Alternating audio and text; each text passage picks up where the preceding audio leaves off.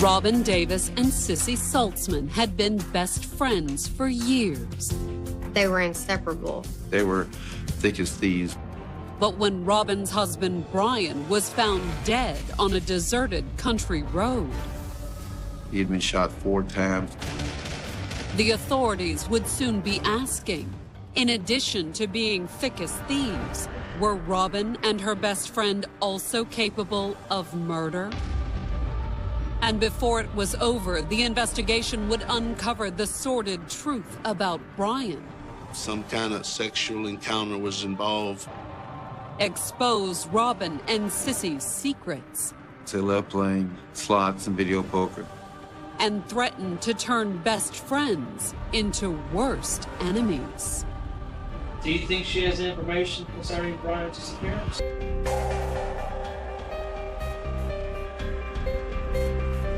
Lake Charles, Louisiana, July 1st, 2009. It was Wednesday evening when a mechanic turned a Jeep he was tinkering with onto Wagon Wheel Road, a dirt track that cut through the bayou country south of town. It was the perfect place to test out the Jeep's malfunctioning 4-wheel drive. It was very rutted up, very wooded, not a place where a regular vehicle would normally drive. But to the mechanic's surprise, he'd only gone a few hundred yards down the rutted road when he came across another vehicle, a Honda sedan. That type of car had no business being there. It looked out of place there. And it was obviously stranded. The vehicle was up on a jack. The trunk was open. The spare tire was off the vehicle. Figuring he would lend a hand, the mechanic got out of the Jeep. But as he approached the vehicle, he realized that whoever had stopped to fix the flat was beyond help. Lying face up on the ground about 30 feet from the Honda was a man's dead body. He had been shot 4 times. And he'd apparently been dead for a while. There were literally thousands and thousands of maggots on his face. And it was a very horrible thing to see. In fact, the mechanic was so horrified that he jumped back in the Jeep and drove straight to a nearby bar in search of a phone. He was freaked out so much by it that he moved very quickly directly to the bar. Although, as it turned out, he didn't have to call for help. There was an off-duty deputy at the bar. I just had a subject approach me, said he was driving down Wagon Wheel Road. There's a vehicle there with a man laying by it. And by dark, the remote road was filled with emergency vehicles as the authorities began the grim task of identifying the dead man, which, given the state of decomposition, wasn't going to be easy. Body was decomposed because it's been dead several days. And in July, here in Louisiana, it gets hot, humid. But they had barely begun when another vehicle turned down the remote road. Inside were 42-year-old Carol Sissy Saltzman and her boyfriend. And when the sheriff's deputies stopped them outside the crime scene tape, they explained that they had been sitting at home a few minutes earlier when they saw a news report about the body. They jumped in his truck and went out to where the news said there was a body found. They weren't curious onlookers, though. Instead, Sissy told the deputies she had an idea who the dead man might be. Sissy told the investigators that her best friend's husband, 39-year-old Brian Davis, was missing. And based on what the deputies told her, she feared that the body was his. Deputies on the scene who described a ring that was found on the deceased individual. It was obvious to Carol that it had to have been Brian. But what wasn't so obvious, at least not just yet, was exactly how much Brian's disappearance and death had to do with Sissy and her best friend, Robyn Davis.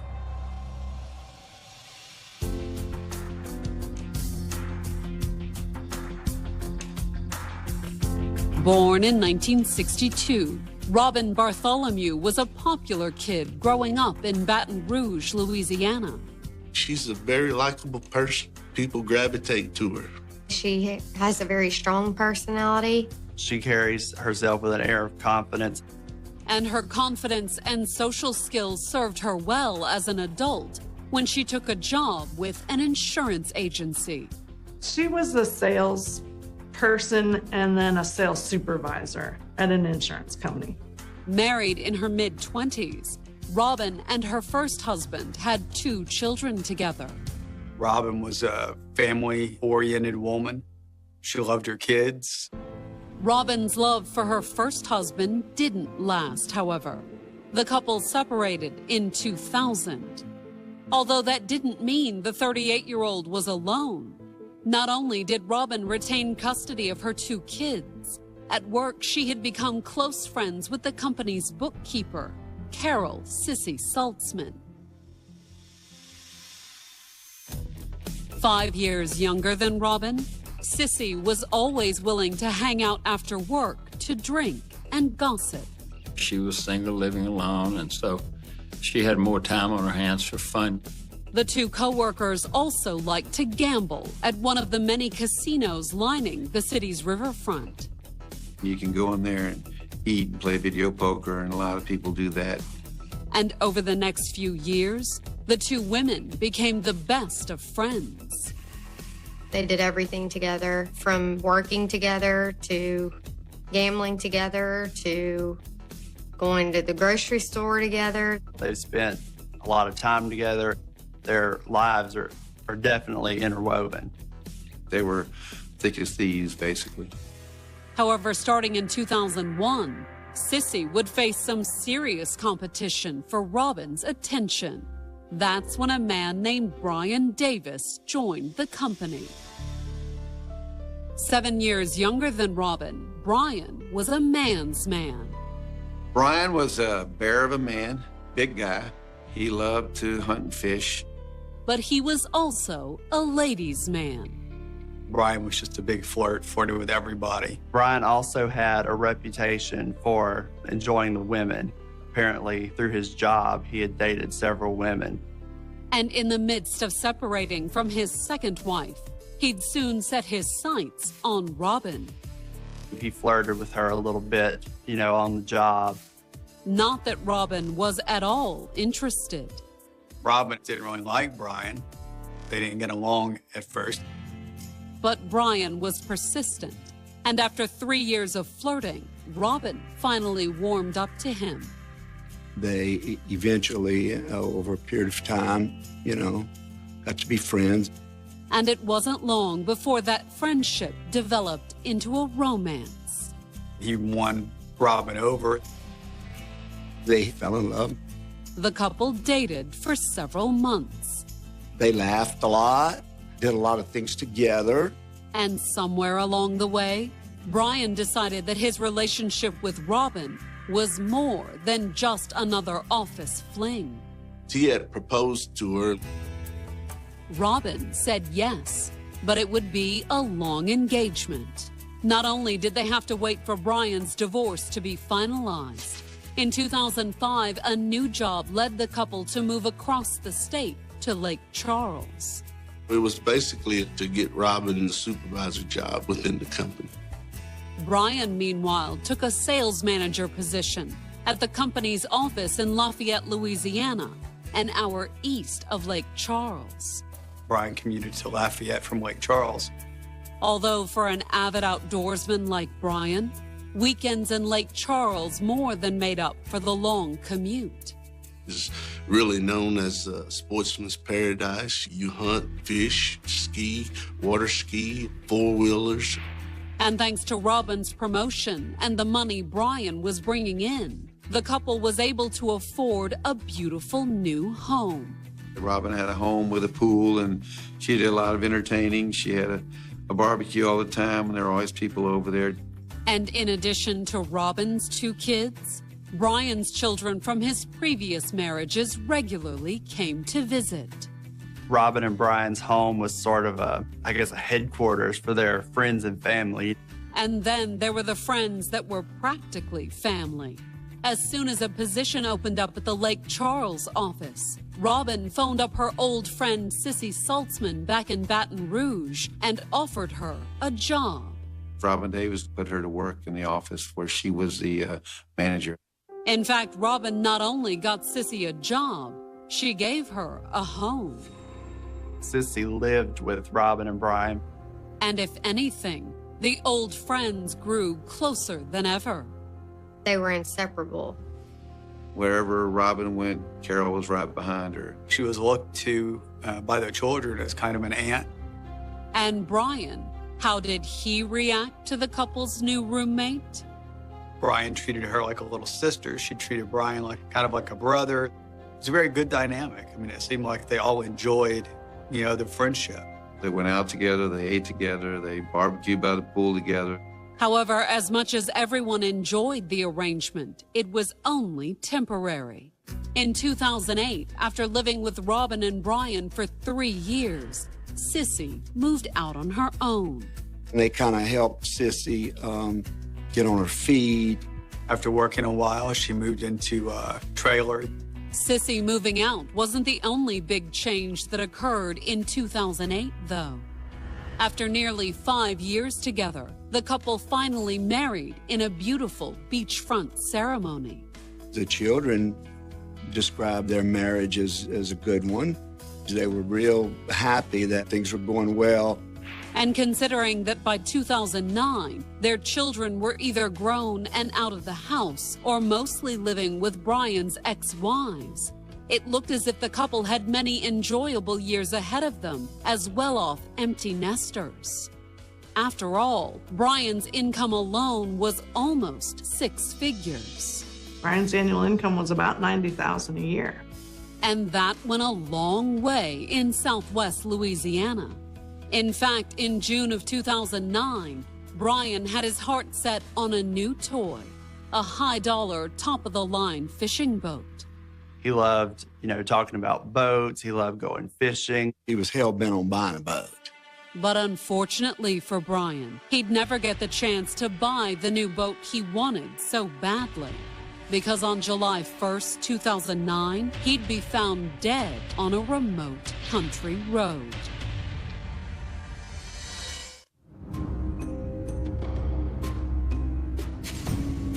On the evening of July 1st, 2009, investigators from the Calcasieu Parish Sheriff's Department had a mystery on their hands. A man's dead body had been found on a remote dirt road 15 miles from Lake Charles, Louisiana. We actually had to take a 4-wheel vehicle to get back there. I mean, there were deep, deep holes back there. In fact, the man who'd found the body happened across it while testing out a 4-wheel drive Jeep. He thought it would be a good place to kind of put the vehicle through its paces. And yet, based on the crime scene, the dead man had somehow made it down the dirt road in a Honda sedan, only to be killed while fixing a flat. The car was jacked up as if someone was in the process of changing the tire. Which was one reason why the man's death was such a mystery. A man would never have driven down here to try and change a flat. It was really muddy. Clearly, there was more to this story. But what? For the moment, the investigators had no idea. In fact, they didn't even know the dead man's identity.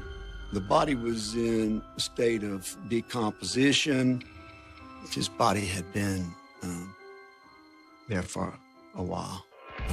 However, there was someone who could fill in at least a few of the blanks. 42-year-old Carol Sissy Saltzman. The investigators hadn't been at the scene for very long before Sissy and her boyfriend drove out to the remote location. They claimed that they seen it on the news. The news report that a body had been found off of Wagon Wheel Road. Sissy told the investigators that she had rushed to the scene because she feared that the dead man was her best friend's husband, 39-year-old Brian Davis. He had been missing, and she said he had went to Beaumont to look at a boat. He didn't return home. At the scene, Sissy confirmed that a ring found on the dead man's body matched one that Brian regularly wore. And even more ominous, Sissy said that her friend Robyn, Brian's wife, owned a Honda just like the one stranded on Wagon Wheel Road. They ran the plates on the car and discovered that it was registered to Robyn Little Davis. And they found Brian's driver's license in the car. And when the investigators checked their records, they confirmed that Robyn had reported her husband missing the night before. I called earlier today at 10:45, and the officer I spoke with told me to call back tonight at between 7:30 and 8 o'clock to file a missing persons report on my husband. What's his name? William Brian Davis. How long has he been missing? It's 24 hours now. The missing persons report, the car, and the driver's license. All the signs were pointing to Brian. And while it would take DNA or dental records to confirm the identity of the body, that night, a deputy and a department chaplain followed Sissy to Robyn's house, only a few miles from where the body had been found. When Robyn heard the news, when she was told it was Brian, by everyone's account, she was just a basket case. She seemed really distraught. In fact, Robyn appeared so distraught that the investigators decided her statement could wait until morning. So leaving Robyn in the care of Sissy, the investigators drove back to the crime scene, where forensic techs had started trying to piece together the details of Brian's death. When you look at the details of the crime, it doesn't really match up with what you would expect in a typical robbery. Mostly because of the things the supposed robber had left behind. Things that you think would have been taken: cash, credit cards, jewelry. Even more puzzling, Brian had been caught with his pants down, literally. His belt was undone, his pants were pulled down a little bit. It appeared as though, that maybe some kind of sexual encounter was involved. Did that explain what Brian was really doing down the deserted dirt road? Wagon Wheel Road, by all accounts, is a lover's lane. Was it possible Brian had gone down the dirt road to meet up with a lover? The investigators weren't sure. But after a closer inspection of the car, they did wonder whether Brian had been fixing a flat at all. There was nothing wrong with the tire. There was no puncture holes in the tire. The air had been let out of the tire. And coupled with the fact that valuables had been left behind, that led the investigators to one conclusion. This was a staged scene. That wasn't all the scene could tell them, though. Thanks to a sudden summer rainstorm that swept through the otherwise parched region on the 29th, barely an hour after Brian disappeared, the investigators could narrow down the timing of the murder, too. The rain began between 3:45 and 4 p.m. on Monday afternoon. And if Brian's car had been driven down the dirt road after the rain, there would have been mud on the vehicle. When the vehicle was found, it had no mud splatters on it. But while the investigators now had a clear picture as to when Brian had been shot, they still had no idea who had done it. The police had no suspects whatsoever. It was still completely open as to who could possibly have done this. News reports did produce a few tips, though. On July 2nd, 2009, the day after Brian's body had been found, a local man called the Crime Stoppers hotline and reported seeing a suspicious vehicle in the area on June 30th, the morning after Brian's murder. He saw the red pickup kind of backed up and into the area where the Honda and the body were found. Who in the world would have been out there? For the moment, the investigators didn't know, and the caller couldn't give them much to go on either. They had no license plate number. They had no name of any individual. They don't even know what type of truck it was. So the investigators turned to the only source of information they had, Brian's widow, Robyn. On July 2nd, 2009, the same day they received the tip about the pickup truck, the investigators asked Robyn to come down to the sheriff's office and give them a statement. We're trying to establish a timeline when the last time she saw Brian. In the interview, Robyn told the investigators that Brian had called her at around 11 a.m. on Monday, June 29th, and told her he was taking the rest of the day off from work. He told his wife that he was going to play hooky because he wanted to buy a boat. He did not want a used boat. He wanted a new boat. So I said, fine. Robyn said that she had agreed, spending the rest of the morning at several dealerships around Lake Charles. He was on a mission. But according to Robyn, as the day wore on, Robyn got tired of boat shopping. I was like, no, I'll go do the rest of the chores. And so he dropped me off. According to Robyn, he dropped her off at home and then headed to check out the dealerships in another town. Robyn claims that they returned home. That Brian said, I'm going to go to Beaumont. I'm going to boat shop in Beaumont. That's the last time that he was seen alive. Robyn told police that once Brian left, she had driven to her friend Sissy's house, and the two women had spent the afternoon in Lake Charles. I went and picked her up, and because we were going to barbecue, go swimming. Robyn said she was home by late afternoon, but there had been no sign of Brian. 7 o'clock comes around, Brian didn't come back home. He hadn't contacted him or called him. And Robyn said when she tried to call him, there was no answer. He didn't answer, it went straight to his voicemail. It was worrying, according to Robyn. When it got later, I knew something was wrong because he's just too he doesn't just disappear. Although Robyn said she hadn't been worried that her husband was hurt. Instead, she told police that she worried he'd run off with another woman. Robyn told the investigators that Brian had always had a weakness for women. And according to Robyn, their marriage had done little to change that. He just had a problem with fidelity, I guess, is the bottom line.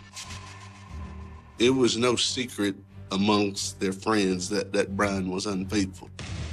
In fact, Robyn said that her husband had recently had an affair with one of the insurance agents that worked for him. She knew he had been cheating. She caught him cheating. She had seen emails and Facebook posts. And she admitted that she had been furious about it too. She made him contact the woman and cut it off.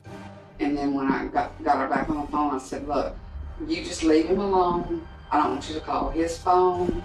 Don't call him at his job. Leave him alone. The affair over, Robyn said she had forgiven her husband. But was there someone else out there with reason to hold a grudge? According to Robyn, the woman Brian had been seeing was also married. There's an affair. There must be an angry husband. Was his mistress's husband the murderer? For the moment, the investigators couldn't rule it out. In fact, when they got the results of Brian's autopsy, the angry husband scenario suddenly seemed even more likely. Quite unexpectedly, since Brian's body had been sitting outside for 2 days and during a rainstorm, the autopsy found traces of someone else's DNA under his fingernails. What was found was unknown male DNA.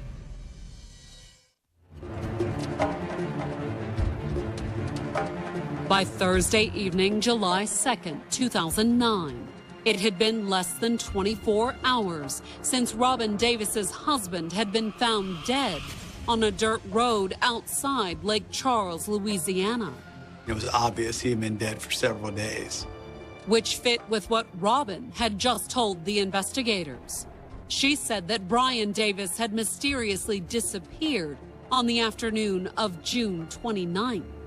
That was on a Monday. Ultimately, his body was found on a Wednesday. That wasn't all Robyn had told the investigators, though. She also said that Brian had been having an affair with a co-worker, a married co-worker. Because there's an affair, the husband of the mistress certainly has a motive. And it fit what the investigators knew about the crime scene, that it had been staged to look like a robbery. Stage scenes aren't common among stranger killings, but among people who know one another, staging can be quite common. Had an angry husband killed Brian and then come back later to stage the crime scene? The theory fit with one of the few other leads the investigators had, a mysterious red truck spotted in the area on the day after the murder. There was a Crime Stoppers call in which a local person said, hey, I was driving out in this area south of Lake Charles, and I saw a red truck out there. And then there was the last, perhaps most important piece of the puzzle. There was some DNA found under one of the fingernails. According to the autopsy, it was male DNA too. But did it belong to the mistress's husband? When the investigators checked out the man's alibi for the afternoon of the murder, they hit an unexpected snag. He worked all that day. And even if he had managed to slip out of work unnoticed, it was almost an hour's drive to the crime scene. So we didn't feel like he had any involvement in the death of Brian Davis. His cell phone records appeared to confirm it, too. His cell phone records cleared him. He was nowhere near the scene at the time of Brian's murder. The affair looked like a dead end, or at least the idea that it was an angry husband who had killed Brian. But what about an angry wife? In her interview, Robyn admitted she had been upset when she found out about Brian's affair. But she said that she had forgiven him after he broke things off with the other woman. They were never to see each other again. Was Robyn less forgiving than she claimed? Over the next several days, the investigators checked out her alibi. And they did find evidence indicating that Brian and Robyn had gone boat shopping, just as she said. Brian and Robyn were seen leaving Jerry's Marine at about 2:55 p.m. They also found security video proving that she had gone shopping with Sissy, too. Sometime after 4 o'clock, Robyn Davis and Carol Saltzman seen together running some errands. However, there was a hole in Robyn's alibi. An hour between 3 and 4 where she was unaccounted for. An hour that just happened to coincide with the timing of Brian's murder. And when the investigators pulled Robyn's phone records for the day of the murder, they discovered just where she had been. Within an hour of when we think Brian was killed, she's pinging off the Elliott Road Tower, which is the tower closest to where his body is found. Sissy's cell phone records placed her in the area, too. Miss Saltzman's cell phone had placed her very close, if not at the scene of the shooting. In fact, the cell phone records weren't all that implicated Sissy as an accomplice. Among the security camera footage the investigators uncovered from the day of the murder was video of someone putting gas in the Davis's Honda Accord that morning. And it wasn't Brian. The last person seen in that vehicle that day was Carol Saltzman. On July 13th, after uncovering the incriminating cell phone data and security video, the investigators asked the inseparable friends to come in for separate interviews. Hopefully, one of them will flip on the other. It wouldn't be Sissy. Confronted with the surveillance video of her putting gas in the Accord, Sissy told the police that she had borrowed the car the night before the murder. Apparently, she had some sort of car trouble. I just figured the battery was dead, which actually the battery ended up being bad. And she claimed she'd gassed up the Accord before returning it to Brian and Robyn several hours before his death. And then what happened? I went home. Stayed home. So you stayed home all day? Didn't go anywhere? No, sir. Not until she come back and got me. And the cell phone records? What would Sissy have to say about those? As it turned out, the investigators would never know. Because once she sensed the direction the questions were heading, Sissy asked for an attorney. She just voluntarily terminated her interview. Meanwhile, in a neighboring interrogation room, the investigators were able to ask Robyn about the cell phone records that put her near the scene of the crime. Your phone was in that area. At the same time, your husband was probably being murdered. Her response? Pure denial. All I can tell you is I was not there. Ever in my life. Of course, there was another possibility. Sissy. Do you think she has information concerning Brian's disappearance? Put on the spot by the investigators, would Robyn betray her best friend in order to save herself? I can't imagine her doing anything to harm him or anyone else. And with that, Robyn declared the interview over. I think I need to get an attorney. The investigators had been unable to turn the friends against each other. And without a statement from one or the other, they knew their case was weak. Usually there's some type of evidence that links a person to a crime scene, and that wasn't the case here, you know. So over the next few weeks, the investigators scrambled for information to firm up their case. One of their first steps was pulling financial records for Robyn and Brian, who at least on the surface appeared to be a typical upper-middle-class couple. They had a swimming pool at their house, entertained a lot. But the couple's financial records revealed the truth. Robyn and Brian were drowning in debt. Their house was in foreclosure. They hadn't paid a note in 4 months. Their water was about to be turned off. Where was the money going? As best the investigators could determine, Robyn had blown most of it at local Lake Charles casinos. Obviously, Robyn had a gambling problem. And so did her best friend, Sissy Saltzman. They love playing slots and video poker and that type of thing. And they kept right on playing, even as Robyn and Brian's finances unraveled. By the time of Brian's death, the couple was flat broke. Their accounts were overdrawn. However, the couple did have one untapped asset. Considering what he did for a living, it was no surprise that Brian was very well insured. In fact, now that her husband was dead, Robyn stood to collect roughly $750,000. She had over $700,000 in insurance money coming to her. The question was, would she be free to collect it? Between the insurance information and the cell phone records that placed both Robyn and Sissy near the crime scene, the investigators figured they had more than enough for a pair of arrest warrants. And on December 10th, 2009, 5 months after Brian had been found dead, the two friends were finally taken into custody. You don't often see a homicide like this where it turns out to be not only the wife, but her best friend too. But now that they were both under arrest for murder, would the two friends finally turn on one another?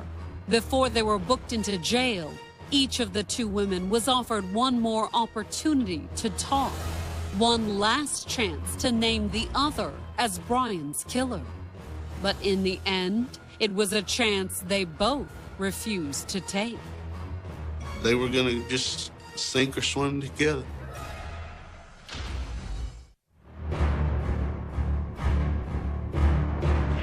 Best friends for years, 49-year-old Robyn Davis and 44-year-old Carol Sissy Saltzman had always been inseparable, and that included their murder trial, which got underway on April 27, 2012, at the Calcasieu Parish Courthouse in Lake Charles, Louisiana.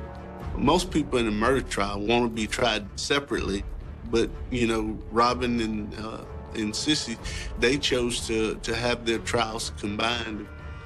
The pair was charged with the June 2009 murder of Brian Davis. These two women were basically accused of plotting and planning the murder of one of them's husbands.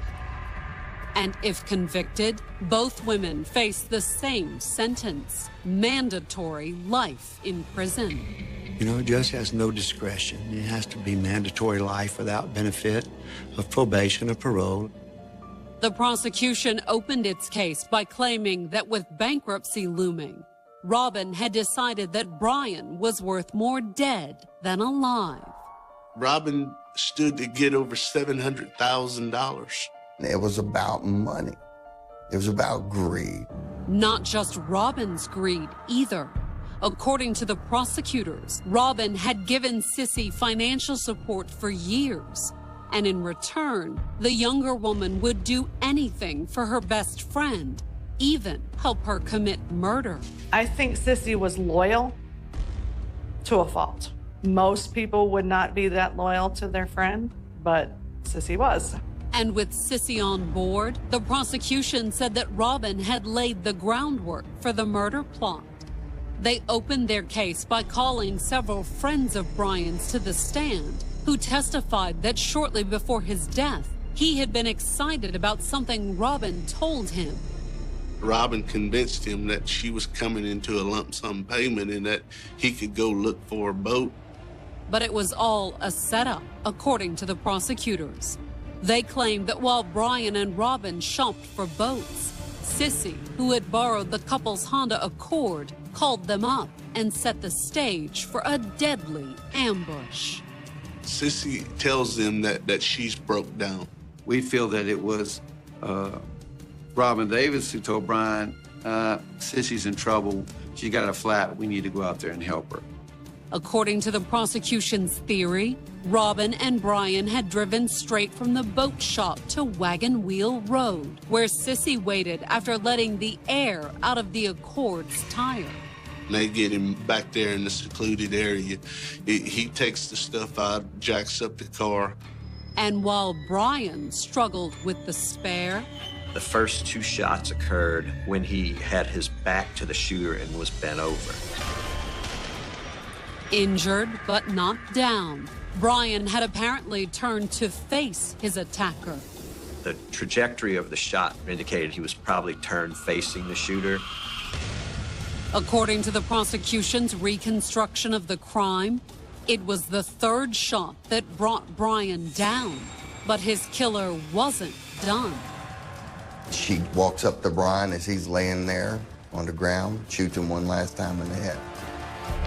The prosecutors couldn't say exactly which one of the women had actually pulled the trigger, but they did suspect that Brian had been killed with his own gun.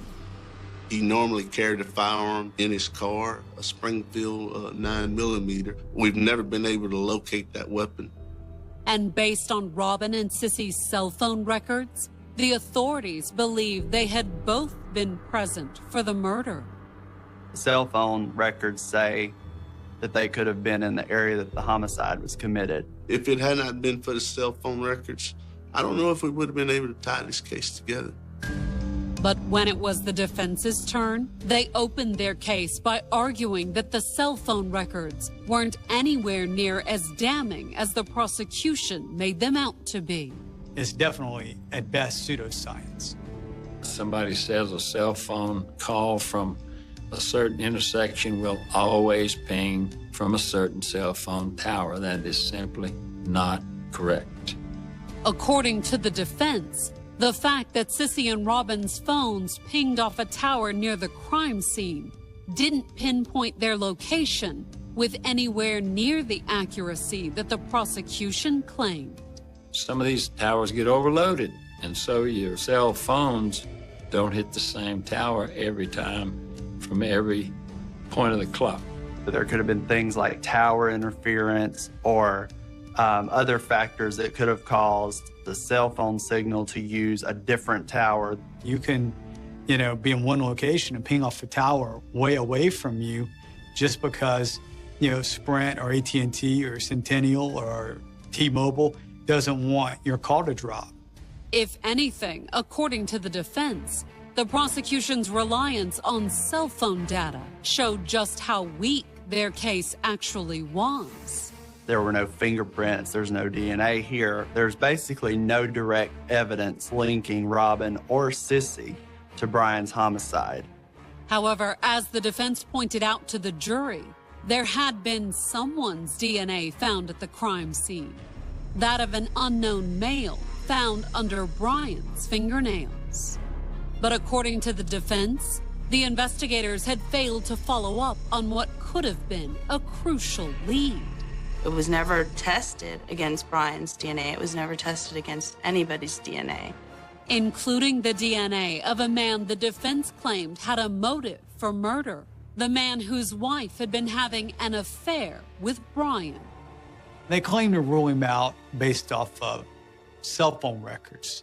All of his texts and phone calls were made a pretty good piece away from here. But according to the defense, there was a rather large window in those records.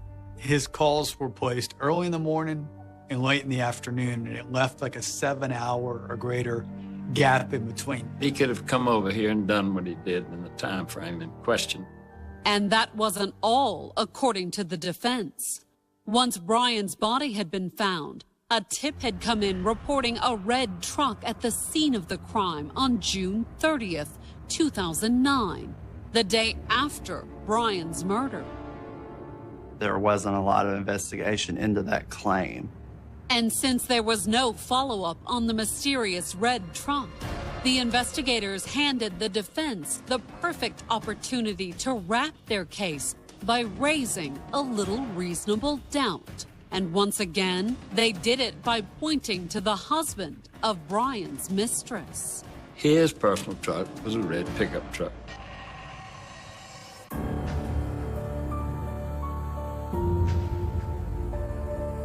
On May 10th, 2012, Robyn Davis awaited her fate in a Louisiana courtroom.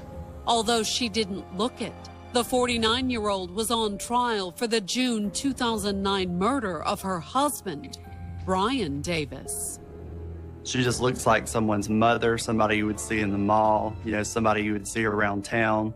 Robyn's best friend, 44-year-old Carol Sissy Saltzman, sat beside her at the defense table. Also accused in Brian's murder, the two women had opted to stand trial together. It just kind of showed their solidarity as how close and how tight their friendship was. And according to the prosecution, the two women's tight-knit relationship had included plotting Brian's murder. This was a calculated, planned, premeditated murder. It wasn't an ironclad case, however. Not only was there no physical evidence tying either of the women to the crime scene, Brian had been having an affair with another woman, a married woman, leading the defense to suggest that her husband was the real killer. 99% of the time, when the state goes to trial, they've got a slam dunk case. This was not one of those.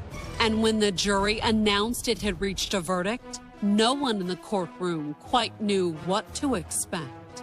You could feel the tension in the courtroom. Two people that I was thoroughly convinced that had murdered my brother could walk away free. But that didn't happen, at least not for Sissy. They actually read Sissy's verdict first, and it was guilty. Although it was Robyn who reacted. Robyn just shrieks and starts crying. I believe Robyn realized if they've got Sissy, they've got me. And she was right. The jury found Robyn guilty of murder. There were gasps in the audience. I had tears in my eyes of joy. The two friends were going to prison for the rest of their lives. The mandatory penalty is life imprisonment without the possibility of parole. You're not eligible for parole after 10 years or 20 years or 25 years. When that judge says life, you don't leave except in a pine box.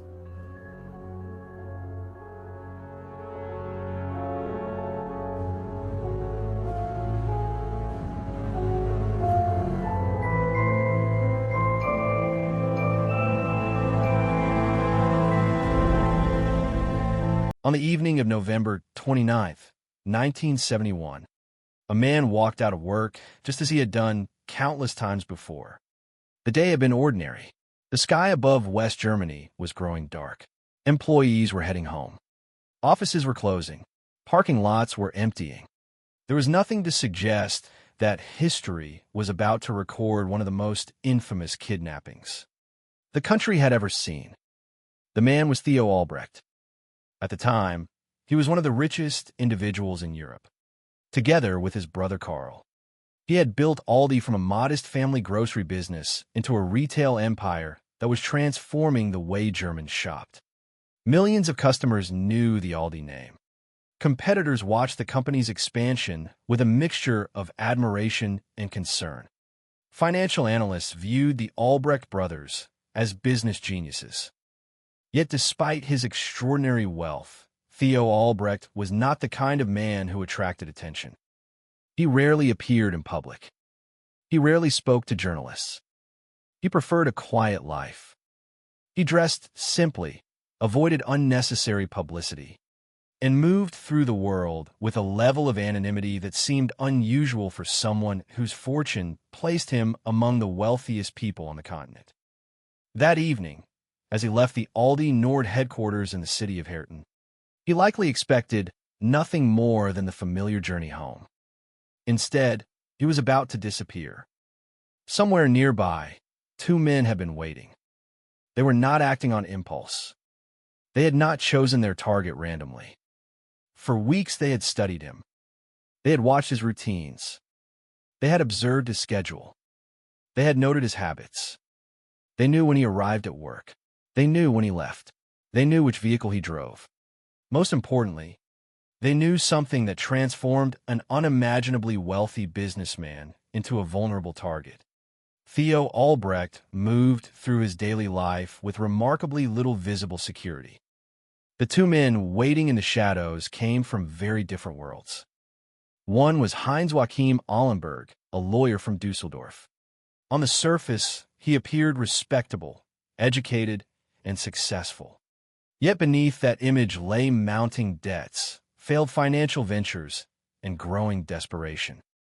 The other was Paul Krohn, a career criminal and experienced safecracker with a history of offenses behind him. Unlike Ahlenberg, Krohn understood the mechanics of crime. He knew how to plan. He knew how to avoid suspicion. He knew how to exploit opportunities. Together, they had formed an unlikely partnership. One brought social respectability. The other brought criminal experience. And both shared the same objective: money. An enormous amount of money. Enough money to erase debts, transform their lives, and solve every problem they believed was crushing them. But before reaching this moment, they had already failed. According to later investigations, the kidnapping attempt on Theo Albrecht had nearly happened before. At least twice. On one occasion, one of the conspirators reportedly lost his nerve. On another, an astonishing oversight derailed the plan before it could begin. They had forgotten to bring a gun. The failures reveal something important about the men involved. They were not criminal masterminds executing a flawless operation. They were flawed, nervous, and imperfect individuals pursuing an extraordinarily dangerous crime. Yet persistence can be a powerful force. Instead of abandoning the idea, they continued. They observed. They waited. They refined their plans. And eventually, they chose a date. November 29th, 1971. As Theo Albrecht approached his car that evening, the waiting finally ended. The confrontation itself unfolded quickly. Two armed men emerged. A weapon was pointed at him. Commands were issued. The situation became immediately clear. Resistance could be fatal. The billionaire businessman, whose name was recognized across West Germany, suddenly found himself powerless. Within moments, he vanished. No dramatic chase followed. No public alarm sounded across the city. There was no immediate rescue operation. Instead, one of the richest men in Europe simply disappeared into the night. For his family, the nightmare began almost immediately. A phone call arrived. The message was brief and terrifying. "We have kidnapped your husband."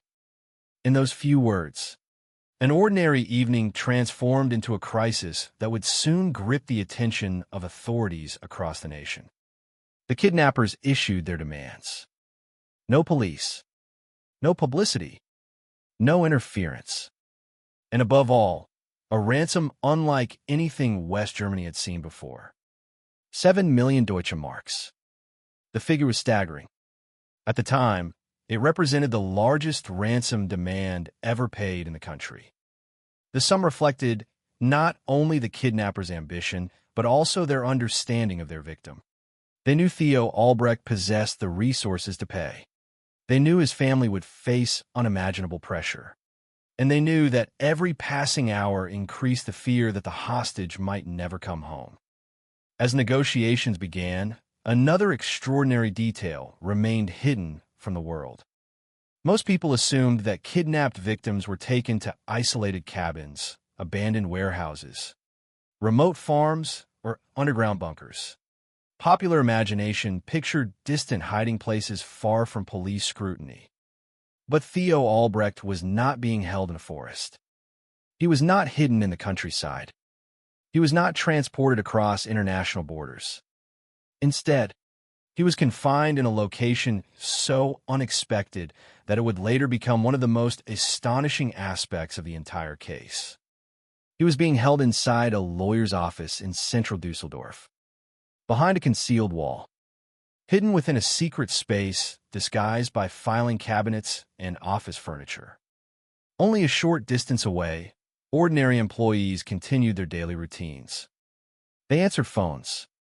They organized documents. They met clients. They worked through normal business days. And according to the information that later emerged, they had no idea that a kidnapped billionaire was imprisoned just meters away from them. Imagine the silence. Imagine sitting alone in a confined space with no certainty about the future. No certainty about rescue. No certainty about whether negotiations were succeeding. No certainty about whether the people holding you intended to keep their promises. For Theo Albrecht, each day would become a test of endurance. Each passing hour carried new uncertainty.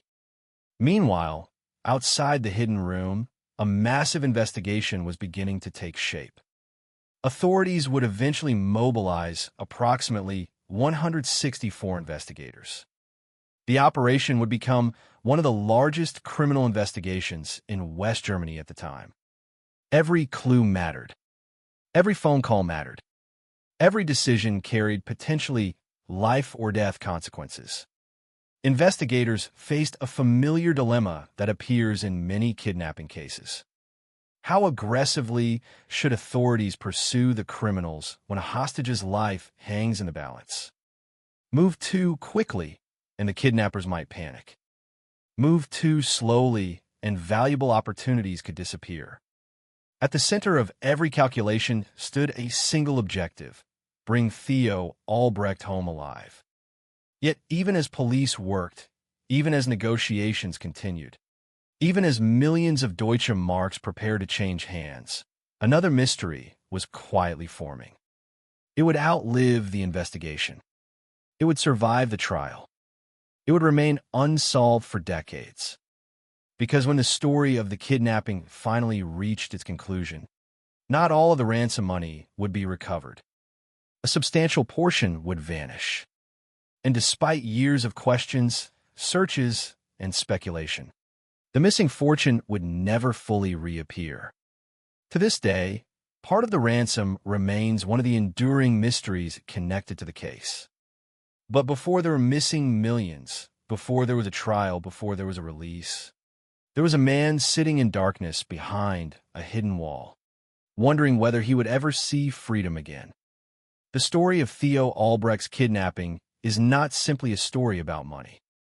It is a story about vulnerability, about desperation, about fear, about a crime so unusual that even decades later it continues to fascinate historians, investigators, and true crime audiences alike. And it all began with a seemingly ordinary walk to a car on a cold November evening in 1971. To understand why the kidnapping of Theo Albrecht became one of the most remarkable criminal cases in German history, it is necessary to step back from the crime itself and examine the world in which it occurred. Every major crime exists within a larger context. Victims do not emerge from nowhere. Criminals do not make decisions in a vacuum. The paths that eventually collide in a dramatic moment are often moving toward one another long before anyone realizes it. In late 1971, those paths belonged to three very different men. One was among the richest businessmen in Europe. One was a respected lawyer whose private life was falling apart. The third was a career criminal who understood crime as a profession rather than an exception. Their lives could not have been more different. Yet within a matter of weeks, they would become permanently connected by a crime that would shock an entire nation. Theo Albrecht occupied a unique position in West Germany. To millions of consumers, the Aldi name represented affordability, efficiency, and a new way of shopping. Together with his brother Karl Albrecht, Theo had helped transform a modest family business into a retail giant. Their success was not built on glamour or publicity. It was built on discipline, consistency, and an unwavering focus on keeping prices low.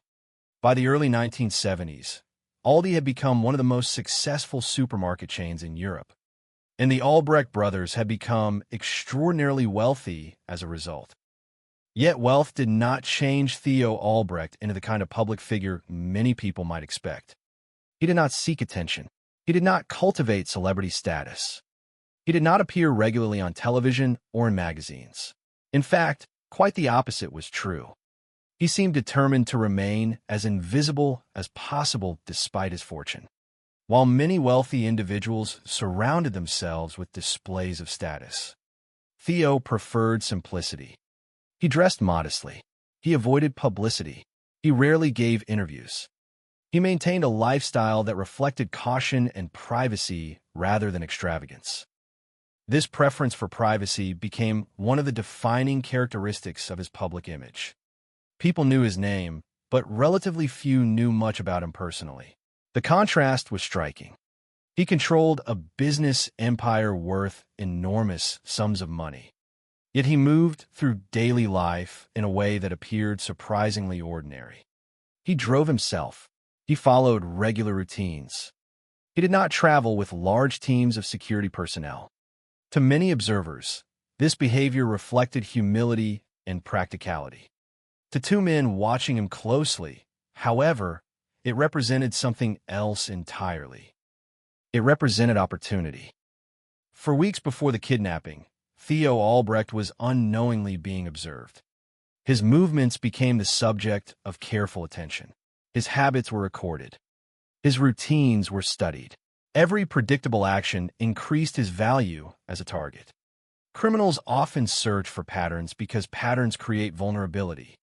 A person who follows the same schedule every day becomes easier to locate, easier to monitor, and easier to intercept.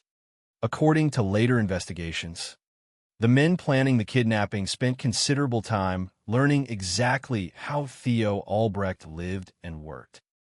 The fact that such surveillance was possible says much about the era. Modern billionaires often travel with sophisticated security measures, protected residences, and extensive monitoring systems. In 1971, the situation was different.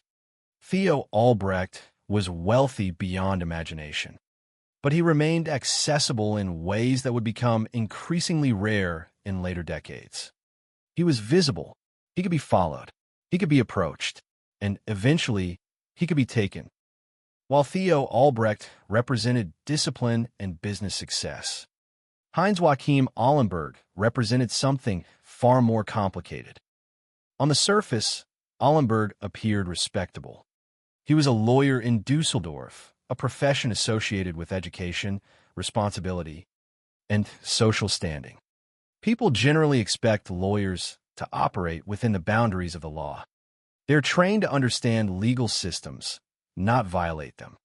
Yet appearances can conceal realities that outsiders never see. Behind the professional image, Allenberg was struggling. He faced significant financial problems. Debt had become a constant presence in his life. Failed investments had worsened his situation. Financial pressures continued to grow. The exact details of his personal frustrations may never be fully understood. But what is clear is that he increasingly viewed money as the solution to his problems. The deeper he sank into financial difficulty, the more attractive, desperate solutions appeared. This transformation did not happen overnight. Most major crimes do not begin with a single decision. They begin with a series of smaller decisions that gradually alter a person's sense of what is acceptable. Financial stress becomes rationalization. Rationalization becomes planning. Planning becomes action. Somewhere along that path, Allenberg crossed a line that many people never cross. Instead of seeking lawful solutions to his difficulties, he began considering a criminal one. The target he ultimately selected was extraordinary. He was not planning to rob a bank. He was not planning to commit fraud. He was planning to kidnap one of the wealthiest men in Europe. Yet Allenberg could not execute such a crime alone. For that, he needed someone with a different set of skills. That person was Paul Krohn. If Allenberg represented respectability hiding desperation, Krohn represented the opposite. He was already known as a criminal. He possessed experience that Allenberg lacked. He was an accomplished safecracker with multiple convictions behind him. Crime was not a theoretical concept to Krohn. It was something he understood firsthand. He knew how criminals thought. He knew how investigations worked. He knew how evidence could be hidden and how risks could be managed. The partnership between the two men was unusual. One moved in professional circles. The other had spent years involved in criminal activity. One wore the appearance of legitimacy. The other carried the reputation of a career offender. Yet they shared a common belief. They believed that Theo Albrecht's wealth could solve their problems. This shared belief became the foundation of the conspiracy. As plans developed, surveillance intensified. The kidnappers studied Theo Albrecht's daily routine. They learned when he arrived at work. They learned when he left. They observed his routes and habits. Every observation contributed to a larger strategy. What makes this stage particularly revealing is that the kidnapping almost happened before it actually occurred. Investigators later discovered that the conspirators had at least 2 earlier opportunities to act. Both attempts failed. The first reportedly collapsed because one of the participants lost his nerve. This detail is important because it reveals the reality behind many criminal plots. Popular culture often portrays criminals as fearless and decisive. Real life is usually messy. Even individuals planning serious crimes can be overwhelmed by fear. They understand the consequences. They understand the risks. Sometimes that awareness becomes paralyzing. The second failed opportunity occurred for an entirely different reason. One of the kidnappers had forgotten to bring a gun. The detail sounds almost unbelievable. Here were men planning one of the most ambitious kidnappings in German history. Yet they were capable of making such a basic mistake. Again, the reality of crime emerges. Criminals are often less sophisticated than they appear in hindsight. Plans contain flaws. Mistakes happen. Success and failure can depend on surprisingly small details. After these failures, many people might have abandoned the idea. Allenberg and Crone did not. Instead, they continued. They observed. They waited. They refined their plans. Most importantly, they developed a hiding place unlike anything investigators would expect.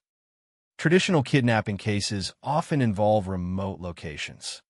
Criminals seek isolation because isolation reduces the chance of discovery. A farmhouse in the countryside, a remote cabin, an abandoned warehouse. These are the places people imagine when they think of hostage situations. Allenberg chose something entirely different. He chose his own law office in central Dusseldorf. The decision was both risky and ingenious. A secret holding area was concealed behind a wall of filing cabinets. Hidden from casual view, it would become the place where Theo Albrecht spent the most frightening days of his life. The choice reflected a simple but powerful idea. People often search for danger in unusual places. They rarely suspect that a kidnapping victim could be hidden inside an ordinary office building, where employees continued to work every day. The office itself became part of the plan. Its normal appearance created camouflage.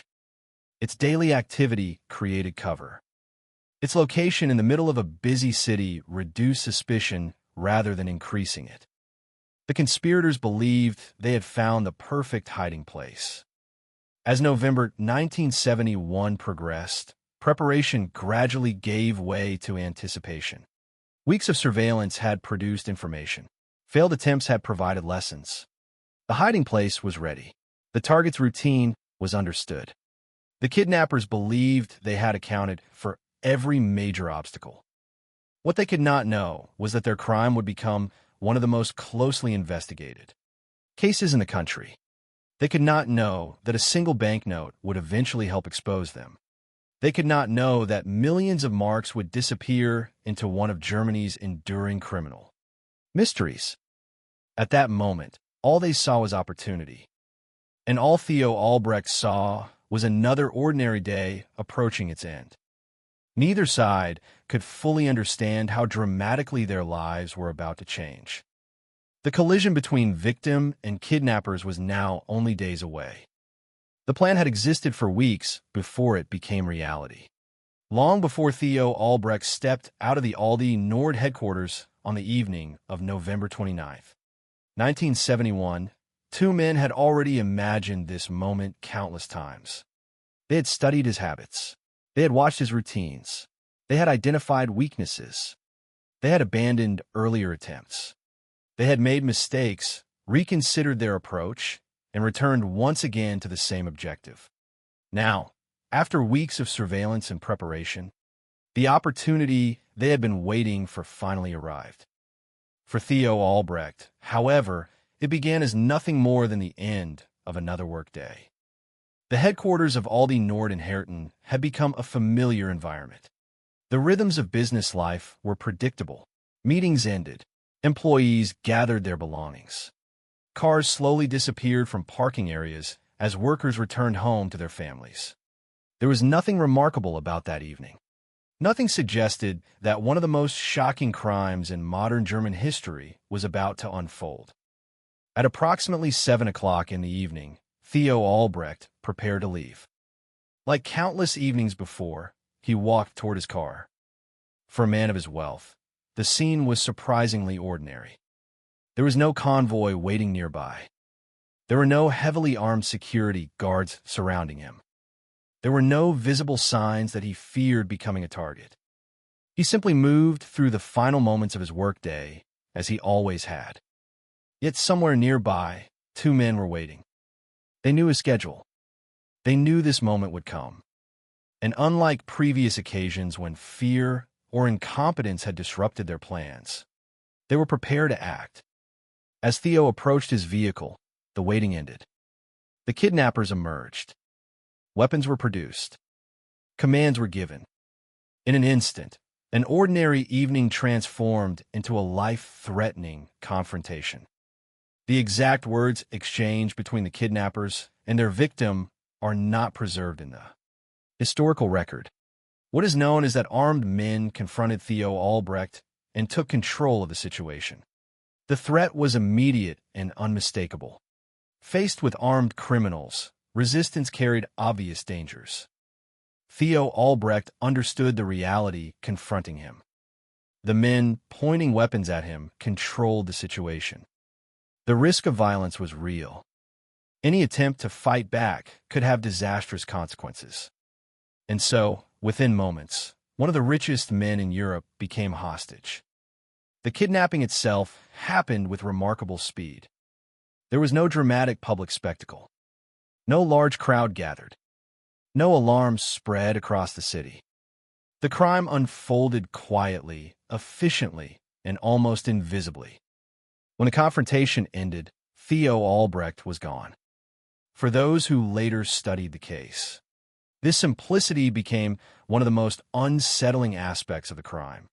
A businessman whose wealth was known throughout West Germany had been removed from his ordinary life with astonishing ease. As the vehicle carrying the kidnappers and their hostage moved away from Herten, Theo Albrecht entered a world of uncertainty. Every kidnapping creates a unique form of psychological terror. The victim rarely knows where they are being taken. They do not know how many criminals are involved. They do not know whether the kidnappers intend to release them. They do not know whether negotiations will succeed. And perhaps most frighteningly, they do not know how the story will end. For Theo Albrecht, those uncertainties began during the journey away from the Aldi headquarters. Each passing kilometer carried him farther from the predictable life he had known only minutes earlier. At some point during that journey, another extraordinary chapter of the crime began. The kidnappers were not transporting him to a remote cabin. They were not taking him to a hidden farm. They were not driving him toward an isolated warehouse. Instead, they were heading toward the city of Dusseldorf. More specifically, they were heading toward the office of lawyer Heinz-Joachim Allenberg. It was a choice so unusual that many investigators would later view it as one of the most remarkable aspects of the entire case. Criminals often hide where nobody is present. Allenberg chose to hide where people were present every day. His office stood in the center of an active urban environment. Employees came and went. Clients visited. Business continued. The location appeared ordinary. And that ordinariness became part of the plan. Inside the office, preparations had already been made. Behind a disguised section of the office was a concealed holding area. A wall of filing cabinets and office furnishings helped hide the space from view. For the kidnappers, it offered a solution to a difficult problem. How do you hide one of the most recognizable businessmen in Germany? Their answer was simple. Hide him somewhere nobody would think to look. When Theo Albrecht arrived at the office, captivity truly began. The space in which he was held was extremely confined. Some accounts described it as being almost like a cupboard or narrow compartment hidden behind a false wall. There were no windows, very little room to move, limited comfort, limited privacy, limited freedom. The physical dimensions of the space were only part of the punishment. The greater burden was psychological. Hours passed slowly. Days passed even more slowly. For a hostage, uncertainty can become its own form of imprisonment. Theo Albrecht did not know how long he would remain there. He did not know whether his family had been contacted. He did not know whether police were searching for him. He did not know whether negotiations had begun. He did not know whether the people holding him would ultimately decide to keep him alive. Every sound beyond the hidden wall may have carried significance. Footsteps, doors opening, voices, telephones ringing. Yet he remained isolated from the world beyond his confinement. Perhaps the most extraordinary element of the captivity was what happened outside that concealed room. Business continued. Employees arrived at work. Meetings were conducted. Documents were processed. Telephones rang. Conversations took place. Clients entered and left. Normal life unfolded. And according to the information later revealed, the people working in the office had no idea that a kidnapping victim was hidden only a short distance away. The contrast is difficult to comprehend. One of the wealthiest men in Europe sat imprisoned behind a concealed wall while ordinary office. Routines continued on the other side. The office functioned almost like two separate realities occupying the same physical space. In one reality, people performed routine professional tasks. In the other, a hostage waited for news that might determine whether he lived or died. As Theo Albrecht endured captivity, events outside the office were moving rapidly. The first major development came through a telephone call. Sometime after the kidnapping, Theo Albrecht's wife received a message that transformed fear into certainty. The message was direct. "We have kidnapped your husband." There was no ambiguity, no misunderstanding, no possibility that Theo Albrecht had simply disappeared voluntarily. A crime had occurred. A hostage existed, and the kidnappers had demands. Those demands quickly became clear. They wanted money, a staggering amount of money, 7 million Deutsche Marks. The figure was unprecedented. At the time, it represented the largest ransom payment ever demanded in West Germany. The kidnappers understood the symbolic power of the number. They had selected one of the richest businessmen in Europe because they believed such a demand was realistic. The message included additional instructions. The family was warned not to involve police. The family was warned not to attract publicity. The kidnappers wanted control. They wanted secrecy. And they wanted payment. For Theo Albrecht's family, the following days became a nightmare of uncertainty. Every kidnapping creates a cruel imbalance of information. The hostage knows little. The family knows little. The criminals control communication. The criminals decide when information is released. The criminals decide what threats are made. As negotiations slowly developed, fear remained constant. Was Theo alive? Was he being treated well? Would the kidnappers keep their promises? No one could answer with certainty. Meanwhile, authorities became aware of the situation.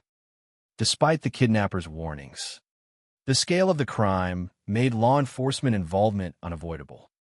One of the most significant criminal investigations in West Germany's history began to take shape.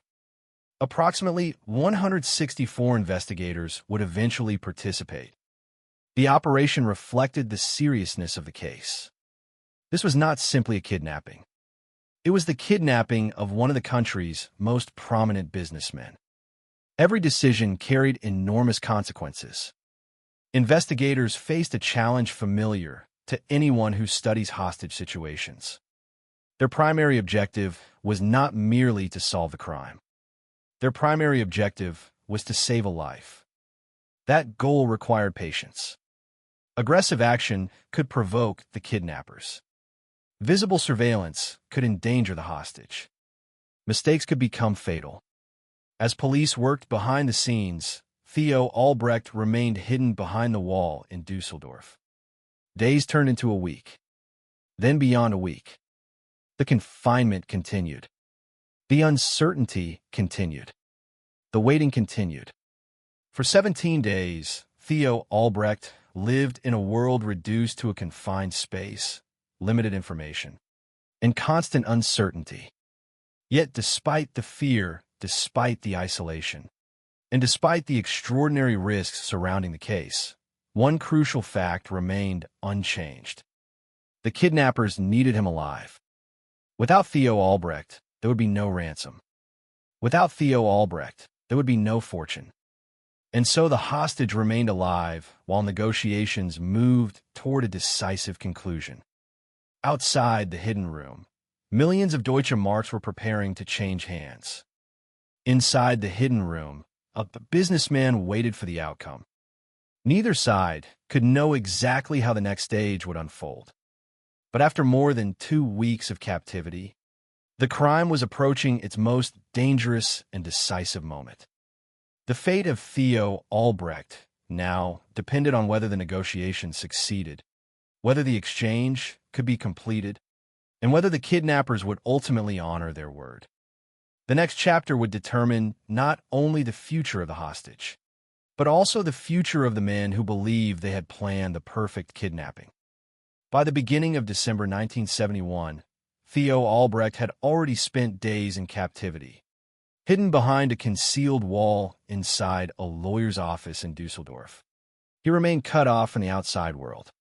Every morning arrived without answers. Every night ended with uncertainty. The passage of time itself became part of the punishment.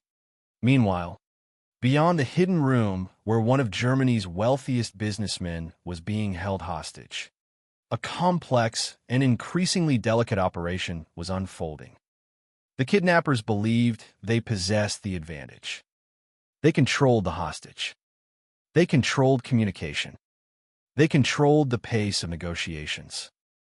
And most importantly, they believed fear would force everyone else to follow their instructions. The first communication to the Albrecht family had been brutally direct. Theo Albrecht had been kidnapped. 7 million Deutsche Marks were demanded. Police involvement was forbidden. Publicity was forbidden. Any interference, the kidnappers implied, could endanger the victim's life. Such threats are common in kidnapping cases because they create an impossible dilemma. Families want professional help. Authorities possess investigative resources. Yet every decision must be weighed against the possibility that kidnappers might react violently. Even when police become involved, their presence often remains invisible. Detectives must gather information while ensuring that the hostage remains alive. In this case, despite the kidnappers' demands, authorities were informed. The scale of the crime made it unavoidable. Theo Albrecht was not an ordinary citizen. He was one of the most influential businessmen in West Germany. His disappearance carried enormous public significance. Soon, approximately 164 investigators became involved in the case. For the era, it was one of the largest criminal investigations the country had ever undertaken. Detectives, analysts, and specialists began working on a single objective: bringing Theo Albrecht home alive. The challenge was immense. At the center of every discussion stood a difficult question. How do you investigate a kidnapping without provoking the kidnappers? Every investigative action carried risk. Move too aggressively and the hostage could be harmed. Move too cautiously and valuable opportunities could disappear. The investigators understood that solving the crime immediately was not the priority.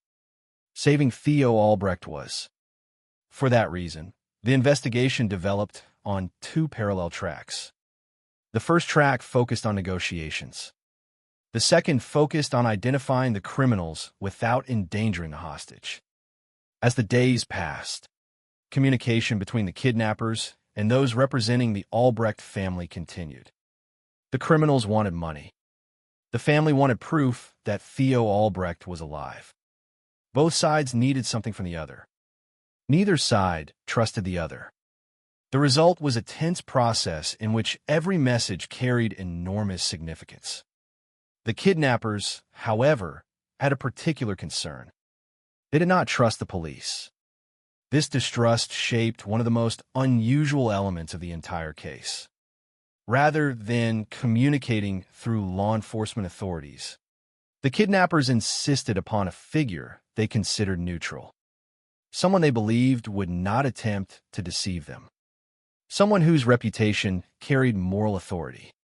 Someone outside the traditional structures of criminal investigation. The man eventually selected was Franz Hengsbach.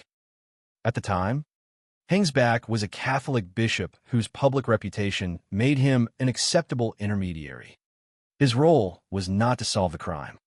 His role was to help facilitate communication in a way that might save a life. The decision placed him in an extraordinarily difficult position. He was entering negotiations with armed criminals. He was participating in discussions involving millions of Deutsche Marks. And he understood that mistakes could have catastrophic consequences. Yet he accepted the responsibility. For days, he became a crucial link between the kidnappers and the people desperately trying to secure Theo Albrecht's release. The pressure on everyone involved was immense. The Albrecht family faced the constant fear that negotiations might collapse. Investigators faced the fear that intervention could trigger violence. The bishop faced the responsibility of carrying messages between people whose interests were fundamentally opposed. And throughout all of it, Theo Albrecht remained hidden behind the false wall in Dusseldorf. The kidnappers understood something important.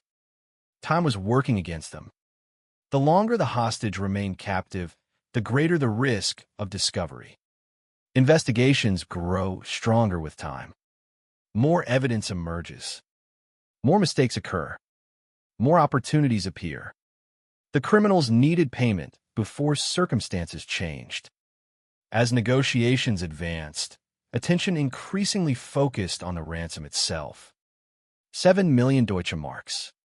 The number remained staggering. It represented the largest ransom payment ever demanded in West Germany at that time. The amount reflected both the kidnappers' ambition and their confidence. They had selected a victim capable of generating such a sum. They believed that Theo Albrecht's importance would make payment inevitable. Eventually, after days of tension and uncertainty, arrangements were made. The ransom would be delivered. The exchange would take place. And everyone involved hoped the agreement would result in Theo Albrecht's safe return. The date was December 16, 1971. For more than 2 weeks, Theo Albrecht had lived in captivity. Now the most dangerous phase of the operation was approaching. Ransom exchanges are among the most unpredictable moments in any kidnapping case. Trust is almost non-existent. The criminals fear betrayal. The family fears deception. Authorities fear losing both the money and the hostage. No one possesses complete information. No one possesses complete control. On the day of the exchange, Franz Hengsbach carried the ransom. The money was contained within 2 suitcases. 7 million Deutsche Marks. An extraordinary amount of cash. The delivery location was a secluded road near Dusseldorf. Even at this late stage, uncertainty remained overwhelming. Was Theo Albrecht still alive? Would the kidnappers honor their promise? Would violence erupt? Nobody knew. The bishop proceeded with the task entrusted to him. The exchange occurred. The money changed hands. For the kidnappers, the operation appeared to be reaching a successful conclusion. For the family, hope finally became possible. For investigators, the situation remained incomplete. A ransom payment does not necessarily end a kidnapping. Only the safe release of the hostage can accomplish that. The following day, December 17, 1971, the waiting finally ended. After 17 days in captivity, Theo Albrecht was released. Against the fears that had haunted everyone involved, he was alive. He had not suffered severe physical injuries. He could walk. He could speak. The ordeal was over. At least, the hostage phase was over. For the Albrecht family, the relief must have been enormous. For investigators, however, a new phase was just beginning. The kidnapping had ended. The hunt for the kidnappers had not. Many major criminal investigations effectively conclude once a hostage is rescued. This case was different. Authorities had every intention of identifying the perpetrators and bringing them to justice. The release of Theo Albrecht created new opportunities. Investigators could now pursue evidence without constantly worrying that aggressive action might endanger the victim. Attention quickly shifted toward the ransom money. Money leaves traces. Large amounts of money leave even larger traces. Investigators had anticipated this reality from the beginning. Before the ransom was delivered, authorities had carefully documented serial numbers from many of the banknotes involved in the payment. At the time, the decision may have seemed routine. In retrospect, it became one of the most important investigative decisions in the entire case. The kidnappers had obtained the money. But possessing stolen money and safely using stolen money are very different challenges. Every banknote carried potential danger. Every purchase carried risk. Every transaction created opportunities for detection. Weeks passed. Then came the mistake. A single mistake. The type of mistake that appears insignificant in the moment but becomes devastating in hindsight. Paul Crone spent a 500-mark banknote. Ordinarily, such an act would attract little attention. Yet this particular note carried a history. Its serial number matched one of the banknotes recorded from the ransom payment. The discovery transformed the investigation. What had previously been an enormous pool of possibilities suddenly narrowed. Investigators now possessed a tangible connection between the ransom and an individual. The breakthrough was exactly what detectives needed. The money began telling a story. One lead produced another. Evidence accumulated. The trail pointed toward Paul Crone. From Crone, investigators expanded their focus. Eventually, the evidence led them toward Heinz Joachim Allenberg. The carefully constructed kidnapping operation that had appeared so successful was beginning to unravel. The irony was difficult to ignore. For more than 2 weeks, one of Germany's richest men had been hidden behind a secret wall inside a lawyer's office. The concealment had worked. The hostage had remained undiscovered. The ransom had been paid. The victim had been released. Yet the kidnappers were ultimately threatened not by their elaborate hiding place, but by something far simpler: money. The very thing they had sought was becoming the instrument of their downfall. As investigators closed in, Allenberg recognized the danger. Rather than remain in Germany, he fled. His destination was Mexico. The decision transformed the case from a national investigation into an international pursuit. Flight is often interpreted as evidence of guilt, but it is also evidence of fear. The man who had once believed he could outsmart authorities was now running from them. Distance, however, did not guarantee safety. The investigation continued. Authorities pursued leads. Evidence remained. And eventually, Allenberg's escape came to an end. He was located. He was arrested. And he was returned to Germany through extradition proceedings. The kidnappers who had once controlled every aspect of the crime were now losing control of their own futures. The hostage was free. The money trail had spoken. The investigators had identified their suspects. And the case that had gripped West Germany was heading toward its final major chapter. The courtroom awaited. The evidence would be presented. The conspiracy would be exposed. And the men who had nearly executed one of the most audacious kidnappings in German history would soon face judgment. By the time Heinz Joachim Allenberg and Paul Crone found themselves facing the German justice system, the most dramatic phase of the case had already passed. Theo Albrecht was alive. The 17-day ordeal that had gripped West Germany had ended without the tragedy many had feared. One of the wealthiest businessmen in Europe had survived his captivity and returned home to his family.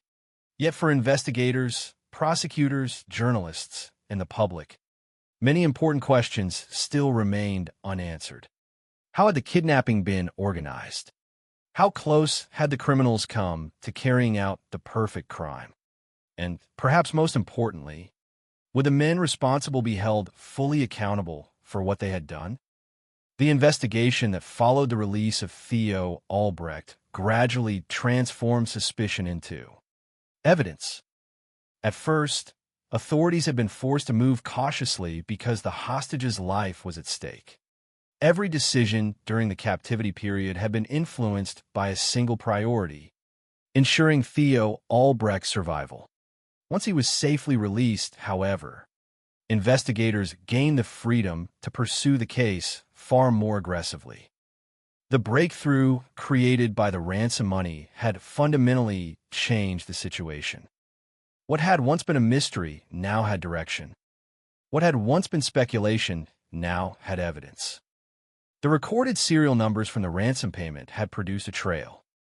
That trail had led investigators to Paul Krohn. From Krohn, investigators had moved toward Ollenburg. And from there, the broader structure of the kidnapping conspiracy began to emerge. As evidence accumulated, prosecutors were able to reconstruct the crime with increasing confidence. They examined the planning stage. They examined the surveillance conducted before the kidnapping. They examined the roles played by each participant. They examined the movement of ransom money. And perhaps most significantly, they examined the location where Theo Albrecht had been hidden. The discovery that one of Germany's richest men had been imprisoned behind a concealed wall inside a lawyer's office was extraordinary even by the standards of major criminal investigations. It was a fact that seemed almost unbelievable when first revealed. Yet investigators were able to establish that the office had indeed served as the center of the operation. The image was difficult for the public to forget. A respected lawyer, a downtown office, ordinary employees working nearby, and behind a hidden partition, a kidnapped billionaire waiting for news of his fate. The contrast between the apparent normality of the location and the reality concealed within it became one of the defining elements of the case. As the prosecution prepared for trial, authorities focused on demonstrating not merely that a kidnapping had occurred, but that it had been carefully planned. This distinction mattered. The crime was not spontaneous. It was not impulsive. The evidence suggested preparation over an extended period. The surveillance of Theo Albrecht's daily habits showed intent. The previous failed attempts showed persistence. The hidden holding area showed planning. The ransom demands showed motive. Together, these elements formed a narrative that prosecutors would present before the court. At the center of that narrative stood two men whose backgrounds could hardly have been more different. Heinz Joachim Ollenburg had once occupied a position associated with trust and professional responsibility. As a lawyer, he belonged to a profession expected to uphold the law. The revelation that such a person had allegedly become the architect of a major kidnapping shocked many observers. His involvement created a particular sense of public fascination because it challenged assumptions about who commits serious crimes. Paul Krohn, by contrast, fit a more familiar criminal profile. His history as a safecracker and repeat offender made his alleged participation less surprising. Yet prosecutors argued that the success of the operation depended upon the combination of both men's abilities. One brought criminal experience. The other provided access to a location that became the kidnapper's greatest advantage. Together, according to the prosecution, they created a conspiracy that nearly succeeded. When the trial began, the courtroom became the setting for a detailed reconstruction of the events that had unfolded between November 29th and December 17th, 1971. Investigators described the surveillance that preceded the kidnapping.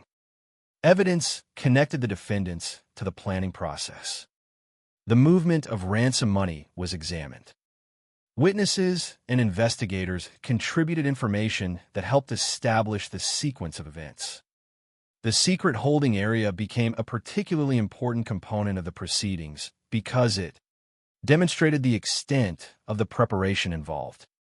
The prosecution's case sought to show that the crime had not been an act of desperation committed in a moment of panic. Instead, it was presented as a calculated operation. A wealthy victim had been identified. His routines had been studied. A place of confinement had been prepared. A ransom strategy had been developed. The objective from the beginning had been financial gain. The defense and prosecution naturally approached the evidence from different perspectives, but the growing body of information left little doubt about the existence of a kidnapping plot. The challenge before the court was not merely to understand what had happened, but to determine responsibility and punishment.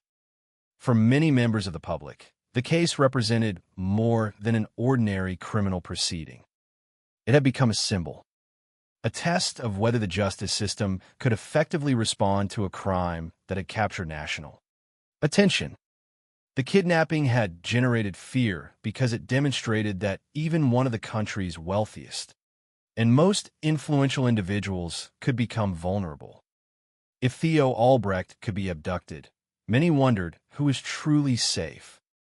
As a result, public interest in the trial remained intense. People wanted answers. People wanted accountability. People wanted closure. Eventually, the court reached its conclusions. Both Heinz Joachim Allenberg and Paul Krohn were convicted for their roles in the kidnapping.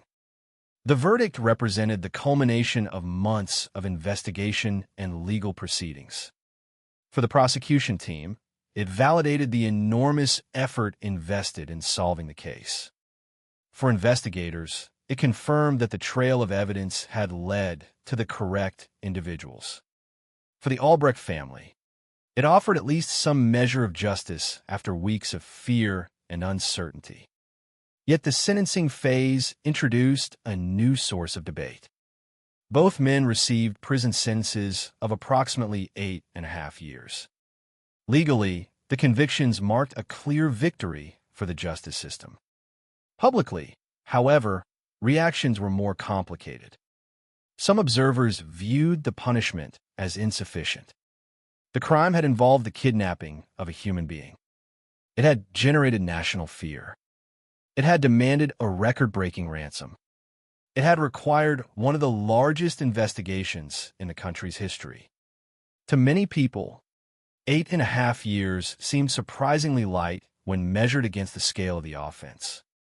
Critics argued that the punishment failed to reflect the seriousness of the crime.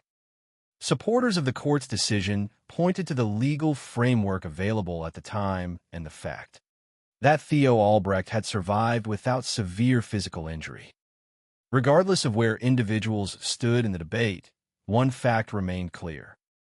The case had permanently entered German criminal history.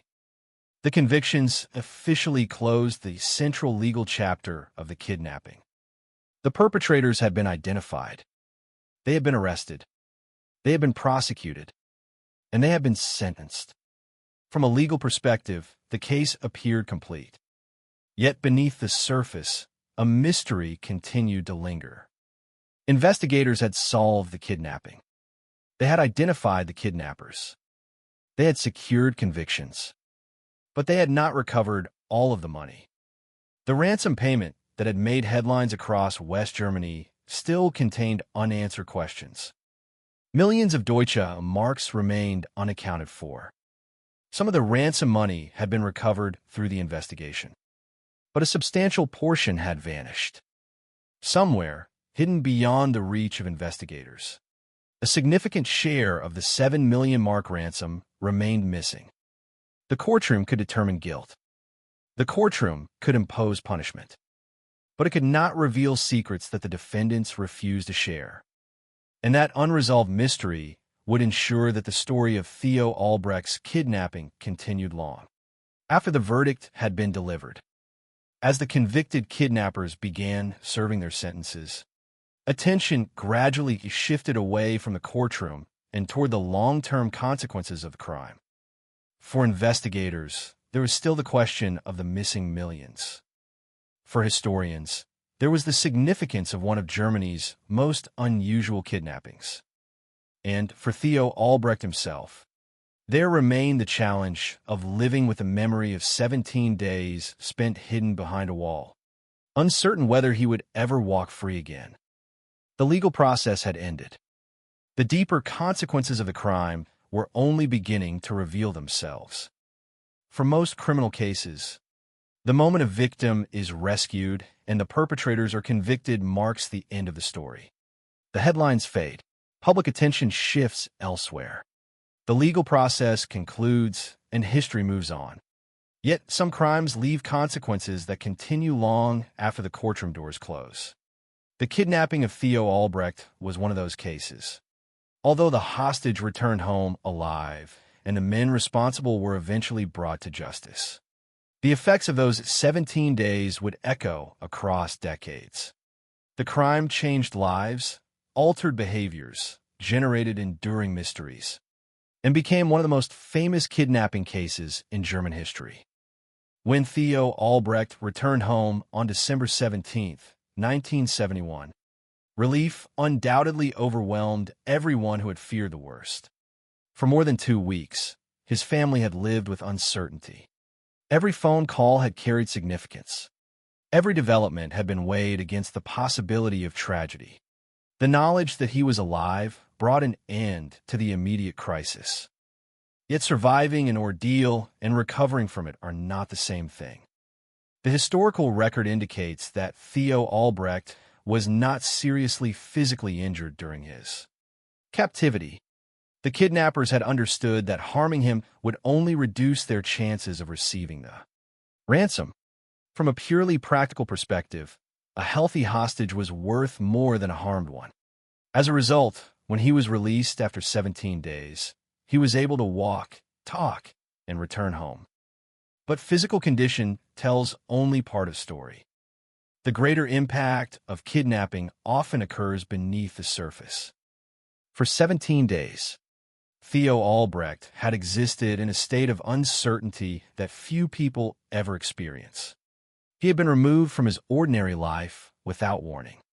He had been placed in a confined, hidden space. He had been denied control over his future. Every day had brought the possibility of rescue, but also the possibility of death. Human beings are not designed to endure such circumstances without consequences. Even when a victim survives, the experience often alters the way they view the world. Trust changes. Routines change. Assumptions about safety disappear. The sense of normality that existed before the crime becomes difficult to recover. In the case of Theo Albrecht, those changes became visible almost immediately. Before the kidnapping, he had been wealthy but relatively accessible. After the kidnapping, accessibility largely vanished. Before the kidnapping, he had followed predictable routines. After the kidnapping, predictability became a risk.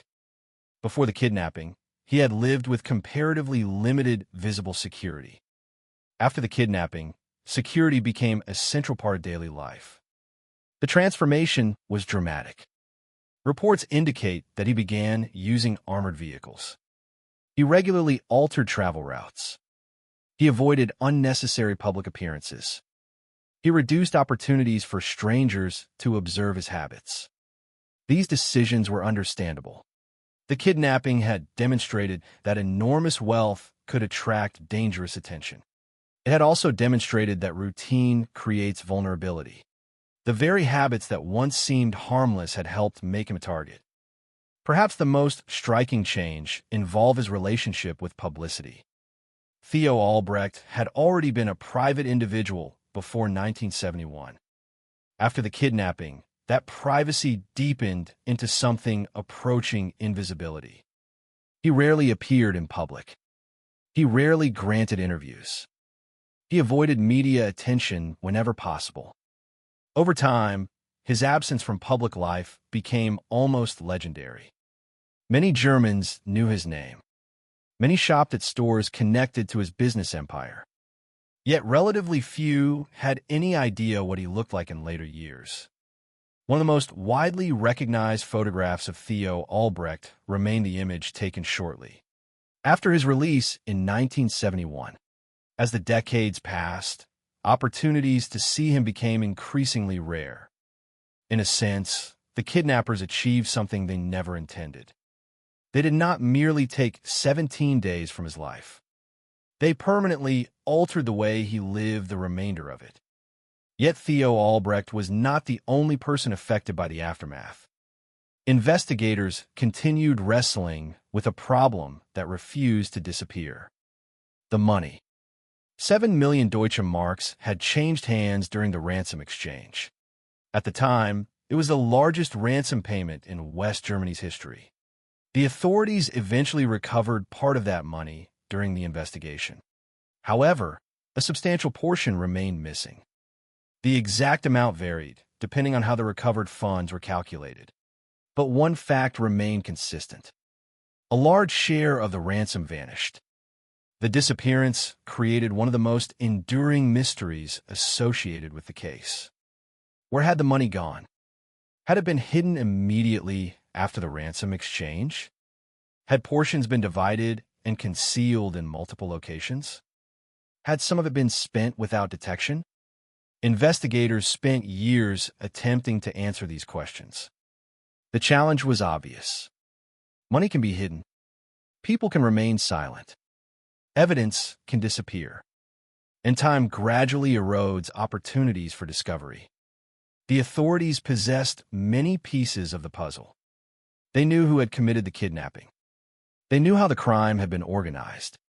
They knew where Theo Albrecht had been held. But they never recovered all of the ransom. As years became decades, the missing money acquired an almost mythological quality. The figures involved were enormous. When adjusted for modern purchasing power, the lost portion would represent many millions of euros. Somewhere, perhaps hidden and forgotten, perhaps discovered and never identified, a fortune remained unaccounted for. The mystery survived the prison sentences. It survived public interest. It survived repeated attempts to uncover the truth. And eventually, it survived the kidnappers themselves. Both Heinz Joachim Allenberg and Paul Krohn later died in 2017. With their deaths, hopes of obtaining definitive answers diminished significantly. If either man knew the full location of the missing money, that knowledge may have disappeared forever. The possibility that millions in ransom money effectively went to the grave with them remains one of the most fascinating unresolved aspects of the case. Yet the importance of the kidnapping extends beyond lost money. The crime occupies a unique place in German criminal history because of its unusual combination of factors. The victim was extraordinarily wealthy. The ransom was unprecedented. The hiding place was astonishingly unconventional. And the outcome was surprisingly rare. Many kidnapping cases end in tragedy. This one did not. But survive. That fact alone distinguishes the case from countless others. At the same time, survival should not be mistaken for the absence of harm. The psychological impact remained. The behavioral changes remained. The lessons remained. The kidnapping demonstrated that immense wealth does not guarantee security. In some circumstances, it may create additional dangers. It also demonstrated the importance of seemingly small decisions. The criminals had spent weeks planning. They had monitored routines. They had identified vulnerabilities. Their success depended not on extraordinary technology or overwhelming force, but on patience and observation.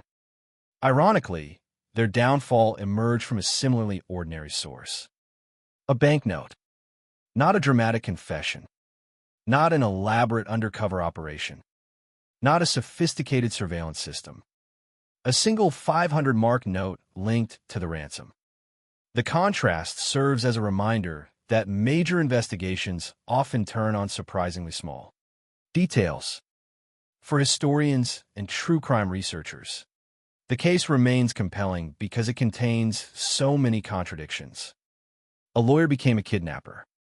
A billionaire was hidden in an office. Employees unknowingly worked only meters from hostage. The largest ransom in West Germany's history was paid. The victims survived. The criminals were caught. Yet millions disappeared forever. Each element seems remarkable on its own. Combined, they create a story that continues to fascinate decades later. Perhaps the most haunting image associated with the case is not the ransom exchange, the arrests, or the trial. It is the hidden room, a concealed space behind filing cabinets, a secret compartment inside an ordinary office. On one side of the wall, people conducted routine business. On the other side, Theo Albrecht waited. He listened. He wondered. He endured. The image captures something unsettling about crime itself. Danger does not always exist in distant places. Sometimes it exists in ordinary locations hidden behind ordinary appearances. Sometimes extraordinary events occur in rooms that seem completely unremarkable from the outside. And sometimes the most significant stories are concealed only a few feet away from everyday life. Today, the kidnapping of Theo Albrecht remains one of the defining criminal cases of 20th century Germany. It is remembered not because it involved violence on a massive scale, but because it exposed vulnerability where few expected to find it. It revealed how quickly certainty can disappear. It demonstrated how profoundly a single crime can reshape a person's life. And it left behind a mystery that remains unsolved even now. Somewhere in the history of the case lies a question that may never be answered. What happened to the missing millions? The investigators could not fully solve it. The courts cannot fully solve it. And the men most likely to know the answer are gone. But perhaps that mystery is not the true legacy of the case. Perhaps the true legacy is Theo Albrecht himself, a man who entered a parking lot expecting an ordinary journey home. A man who disappeared for 17 days. A man who survived. And a man whose life, from that moment forward, was never quite the same again. More than half a century has passed since the evening Theo Albrecht walked out of the Aldi Nord headquarters and unknowingly stepped into one of the most extraordinary criminal cases in German history. The buildings have changed. The people involved are gone. West Germany itself no longer exists as a separate state. Entire generations have grown up without direct memory of the events that dominated headlines in late 1971. Yet the kidnapping continues to occupy a unique place in the history of crime because it was never simply a story about ransom money or a wealthy victim. It became a story about fear, vulnerability, secrecy, and the lasting consequences of a single decision made on an ordinary evening. When historians revisit the case today, one detail often stands out above all others. Theo Albrecht was not chosen because of who he was as a person. He was chosen because of what he represented. To the kidnappers, he was not primarily a husband, a brother, or a businessman. He was a symbol of immense wealth. He was a target whose fortune appeared large enough to solve every financial problem they faced. This reduction of a human being into a financial opportunity lies at the center of many serious crimes. Criminals frequently stop seeing individuals and begin seeing objectives. Names become numbers. Lives become leverage. Human beings become bargaining chips. The kidnapping of Theo Albrecht illustrates the danger of that mindset with unusual clarity. For Heinz Joachim Allenberg and Paul Krohn, the plan likely appeared rational within the distorted logic they had created for themselves. One man was drowning in debt and financial failure. The other was an experienced criminal accustomed to seeking illegal solutions to problems. Together, they convinced themselves that kidnapping a billionaire could provide an escape route from their difficulties. The calculation seemed simple. Capture the victim, demand money, disappear. Reality proved far more complicated. Even though they succeeded in obtaining the ransom, They failed to achieve what most criminals ultimately seek: freedom from consequences. Instead, they became known forever for a crime that overshadowed every other aspect of their lives. Their names entered criminal history. Their actions became the subject of investigations, books, documentaries, and historical discussions. And despite the apparent success of the ransom exchange, they ultimately lost control of their own futures. There's a lesson hidden within that outcome. Criminal plans often focus obsessively on immediate rewards. The long-term consequences receive far less attention. Allenberg and Crone devoted weeks to studying Theo Albrecht habits. They prepared a hiding place. They rehearsed their strategy. They worried about obtaining millions of Deutsche Marks. Yet they could not escape a simple truth. Every crime creates evidence. Every conspiracy contains weaknesses. Every plan depends upon human beings, and human beings make mistakes.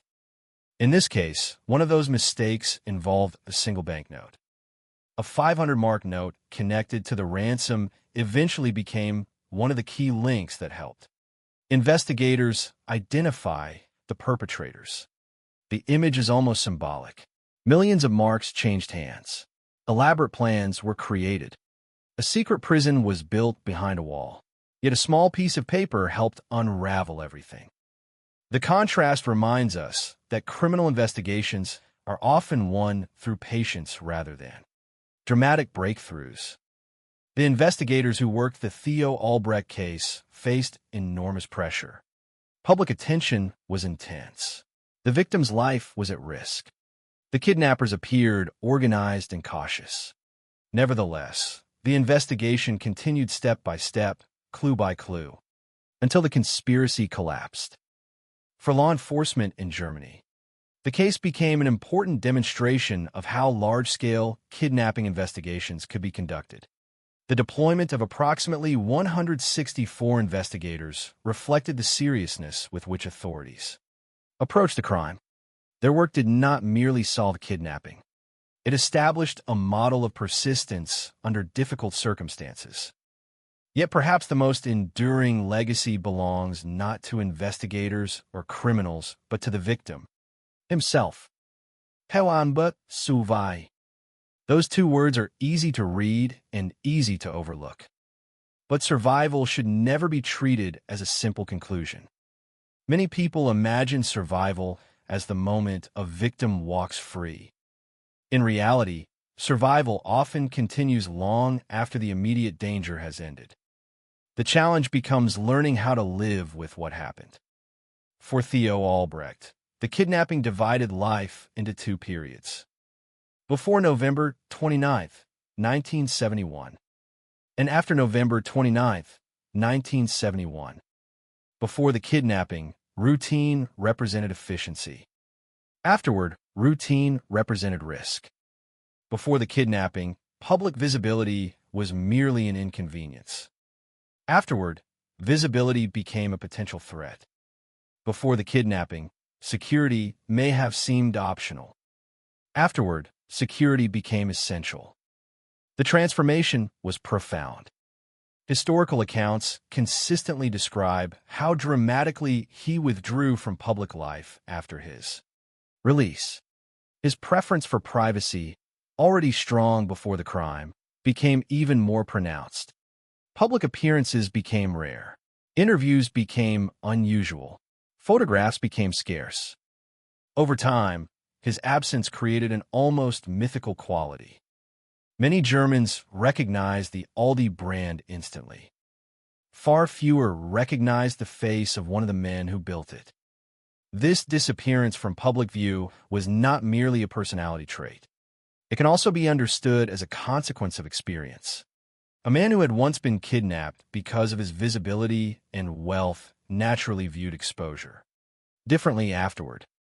The kidnapping did not define Theo Albrecht's achievements. His business accomplishments remained enormous. His role in building Aldi remained historically significant. His influence on European retail remained undeniable. Yet the crime became an unavoidable chapter in his story. Even decades later, discussions about Theo Albrecht frequently return to those 17 days. Not because they represented the most important accomplishment of his life, but because they revealed something deeply human. They revealed vulnerability. One of the richest men in Europe discovered that money could not prevent fear. Money could not prevent uncertainty. Money could not prevent captivity. For 17 days, the distinctions that separated him from ordinary people largely disappeared. He became what every hostage becomes: a person hoping to survive, a person waiting for freedom, a person dependent upon decisions made by others. That reality may explain why the story continues to resonate with audiences decades later. Wealth can seem abstract, corporate success can seem distant, but fear, uncertainty, and the desire to return home are experiences people understand instinctively. The unresolved mystery of the missing ransom money adds another layer to the case. Human beings are naturally drawn to unanswered questions. We want conclusions. We want hidden secrets revealed. We want every loose end tied neatly together. The Theo Albrecht kidnapping refuses to provide that satisfaction. A substantial portion of the ransom was never recovered. Investigators searched. Authorities pursued leads. Questions were asked repeatedly. Yet the missing money remained missing. When Allenberg and Krohn eventually died in 2017, the mystery became even more difficult to solve. If either man possessed complete knowledge of where the remaining funds had gone, that information may have vanished forever. The idea is strangely haunting. Somewhere, perhaps hidden and forgotten, perhaps discovered without anyone recognizing its origin, part of the largest ransom payment in West German history may still remain beyond the reach of certainty. And perhaps it always will. But true crime is not ultimately about mysteries. At its best, it is about understanding people, understanding choices, understanding consequences. The kidnapping of Theo Albrecht offers all three. It shows how financial desperation can evolve into criminal ambition. It shows how careful planning can still collapse because of human error. It shows how victims carry the effects of trauma long after the crime itself has ended. And it shows how even apparently successful crimes often fail to deliver the outcomes criminals. Imagine, more than 50 years later, the hidden room in Dusseldorf remains one of the most powerful images associated with the case. A concealed space behind filing cabinets. An ordinary office concealing an extraordinary secret. Employees working nearby without realizing what was happening only meters away. A billionaire sitting in uncertainty behind a wall. The image feels almost symbolic of the entire story. From the outside, everything appeared normal. Inside, lives were being changed forever. Perhaps that is why the case continues to endure. Not because of the money, not because of the fame, not even because of the mystery. It endures because it reminds us how fragile normal life can be. One evening, one decision, one encounter in a parking lot, and the course of multiple lives changed forever. Theo Albrecht eventually regained his freedom. The kidnappers eventually lost theirs. The investigators eventually solved the crime. The courts eventually delivered judgment. Yet the story never truly disappeared. It remains a cautionary tale about greed, risk, and the lasting consequences of violence committed for profit. And in the end, after the ransom, the investigation, the convictions, and the decades of unanswered questions, the most important fact remains remarkably simple. Theo Albrecht came home. For 17 days, nobody could be certain that would happen. For 17 days, one of Europe's wealthiest men existed in a hidden world of uncertainty and fear. But when the story finally ended, he survived. Everything else, the missing money, the headlines, the mystery, The history exists in the shadow of that single fact. He survived. And because he survived, the case became not a story of murder, but a story of endurance, resilience, and the long echo of a crime that Germany has never forgotten.